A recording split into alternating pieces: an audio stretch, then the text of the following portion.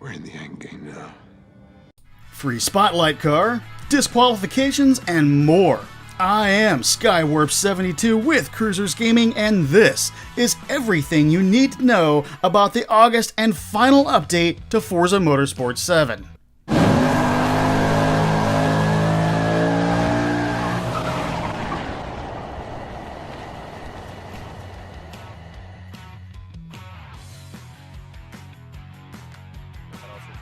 Alright, basically how this works is I watch the Turn 10 stream and then condense all the little golden nuggets down for you in a much shorter video so you can stay up to date on all that is Forza.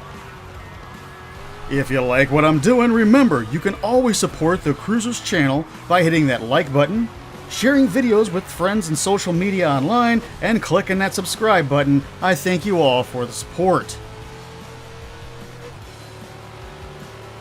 I have to say, while there were a few golden nuggets here, I feel this final update is a bit barren. I was expecting Turn 10 to unlock all the vehicles that you can't currently use in multiplayer, sans a few like the track-blocking limo and the overpowered Lotus 340. But I was really looking forward to being able to drive my silly vehicles like my Chevy Colorado or the GMC Vanduro, which are actually competitive and a blast to pull troll wins with. Turn 10 unlocking these types of vehicles back into multiplayer was actually teased somewhere along the way amongst the Facebook and Twitter and official Forza Discord and forums. Somewhere it was mentioned that this was going to happen, and alas, it did not.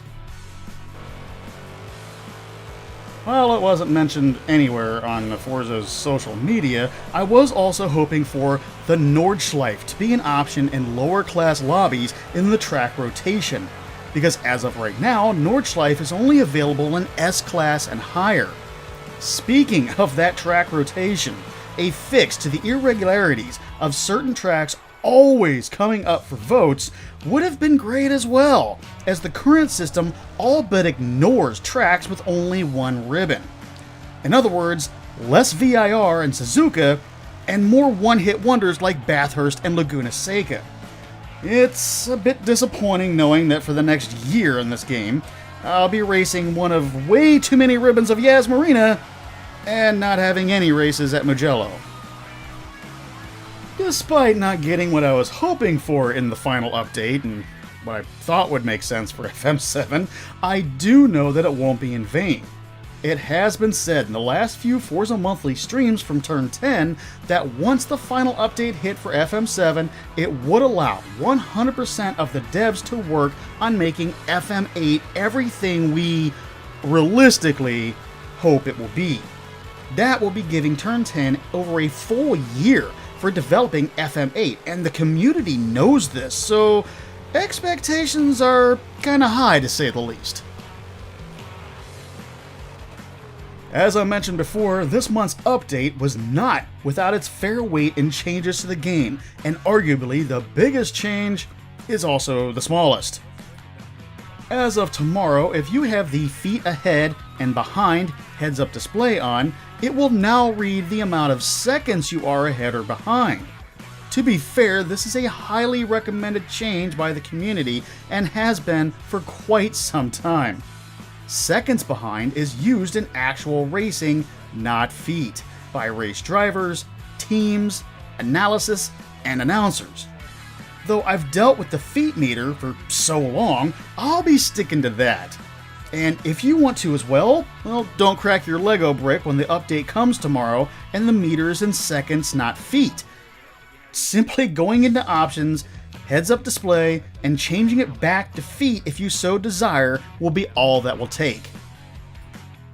Disqualifications, or DQs, no, not that DQ, are this month's big addition to the Forza race regulations hopper.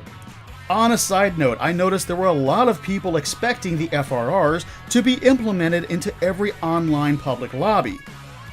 But that was never the plan for 7, and you'll have to wait to see if that's actually the case for Forza Motorsport 8. Anyways, the DQs, not that one, will automatically kick you out of a lobby now, or the Forza race regulation lobby, if you incur 12 seconds of penalties. And those penalties can be racked up by either track cutting or contact with other cars, casting you out into the Shadow Realm, as they called it on today's stream.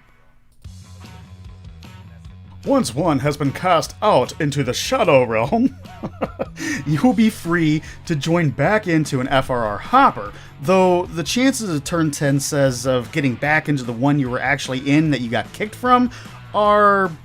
certainty of death, small chance of success. What are we waiting for?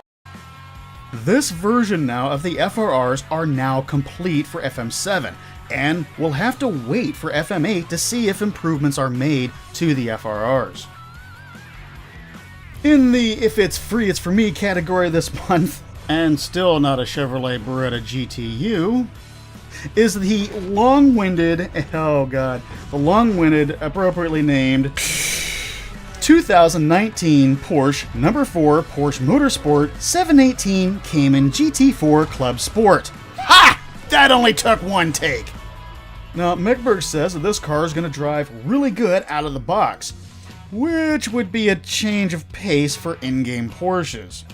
And I don't know if it was a mistake or maybe I misheard it, but I thought I heard Mech mention that the Porsche weighed 4,700 pounds in the stream today, though I'm sure in reality it had to be 3,700.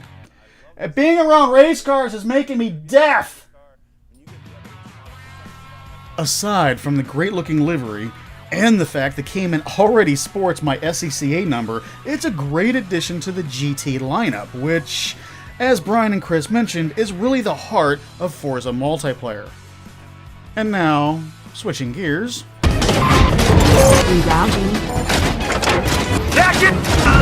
In other news, the second Forza Monthly show this month, which this month is the first month they are doing 2 Forza Monthlies in 1 month, will revolve heavily around the 2019 Forza Racing Championship, or FRC. In both the Twitch and Mixer chats, I saw a positive response to this that I haven't seen before. For me, the FRC races are fantastic to watch, though I think a lot of the overhype surrounding it is a bit much for my personal tastes. Over time, I have gathered much of the same opinion from fellow Forza racers, yet today's stream chatter kind of makes me rethink this. So, question, if you're watching this, sound off in the comment section and tell me what you think. Do you just dismiss the FRCs like I do? Or are you generally anticipating them? And if so, why? Make sure to leave your response in the comment section on YouTube here and not wherever this video might be shared, although it's great the video is being shared. So I can make sure to see them on YouTube here. I'm generally interested to see you guys' opinion on the FRC. Newsworthy honorable mentions goes to Forza Motorsport 6, which is going to be a free game with Xbox Live Gold on the 15th of August. It was also mentioned in the stream today that FM6 is nearing its EOL, or end of life cycle, meaning that the game and its DLC content will no longer be available for purchase online. Though, other than a few car packs, it doesn't really offer much, especially in the way of expansions, as both the cars and the tracks in the NASCAR and Porsche expansions were readily available without DLC in FM7. Well, so in other words, if you're wanting anything from FM6, now's the time to get it. Man, time apparently flies when you're having fun, because FM6's EOL is coming up real soon, and next year this time, can you believe, will be Forza Horizon 3's EOL as well. Wow. And that's it for the big news out of the Forza camp this week. Unless you want the gory details, always in the patch notes, which are always posted up as soon as they become available in both the Cruisers Gaming Facebook group and the Cruisers Discord. The links to both are in the description down below, along with the link to the Cruisers Patreon, that both help support the channel and the real life race car, which Blackfire, the real life race car, has a build update video coming soon here on the channel. If you like today's video, make sure to like, subscribe, share, all that happy stuff. I appreciate the support and you watching, my friends. And remember, those friends, they're the family you get to choose. I'll see you next week, fellow cruisers.